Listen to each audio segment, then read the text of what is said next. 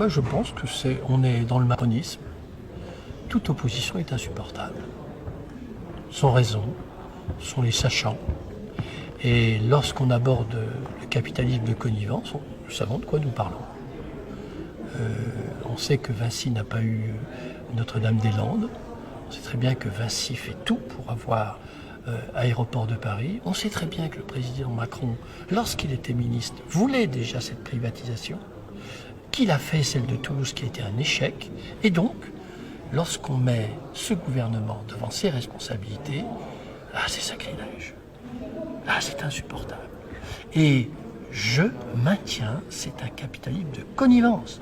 Regardez dans les cabinets, il y a des personnes qui ne travaillent, qui ont été embauchées que sur ces questions-là. Et donc, je maintiens que c'est un capitalisme de connivence. Est-ce qu'il y a une forme de menace aussi entre les lignes de la part de l'exécutif lorsque c'est ce genre d'argument qui est évoqué, la suppression du Sénat qui revient au détour de l'examen d'un projet de loi, c'est pas anodin? C'est pas anodin, c'est en gros rangez-vous, sinon c'est la suppression du Sénat. Écoutez, il y a des personnes plus célèbres que le président Macron qui essaient de s'attaquer au Sénat et ça ne s'est pas toujours très bien passé. Et aujourd'hui, les Français s'aperçoivent une chose. Il n'y a qu'une opposition au gouvernement, c'est le Sénat. Et aujourd'hui, les sénateurs se sont comportés en contrôleurs du gouvernement. Ça fait partie de leur mission. Quand on contrôle le gouvernement, nous ne sommes pas d'accord avec le gouvernement sur ces privatisations. Non seulement nous avons le droit, mais lorsque nous dénonçons ces privatisations, on n'a pas à nous faire un chantage en disant « Faites attention, vous allez disparaître ». C'est quoi cela? Vous vous rendez compte? J'ai rarement vu, dans un hémicycle, des menaces aussi ouvertes.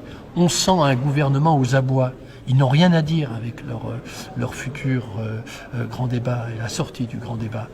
Où ils pouvaient mettre au grand débat la privatisation d'ADP. Ils ne l'ont pas fait. Et donc, aujourd'hui, ils sont aux abois. Un dernier mot pour évoquer cette initiative de parlementaires venus de la droite et de la gauche pour proposer un référendum d'initiative parlementaire. Ce serait le premier et vous seriez déjà 197. Est-ce que ça peut être la solution pour sortir de ce dossier de privatisation d'ADP? C'est la solution. Je pense que on aurait dû, dès le début, sur un sujet aussi sensible, consulter les Français. Il y a des moyens de le faire, de consulter les Français.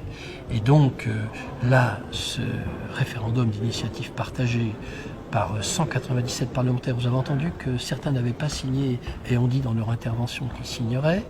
Et ensuite, il faudra 4,5 millions de Français qui signent cette demande de référendum. Et je vous prédis le résultat de ce référendum. À plus de 80%, les Français sont opposés. On vend les bijoux de famille en France. Et ça, c'est inadmissible.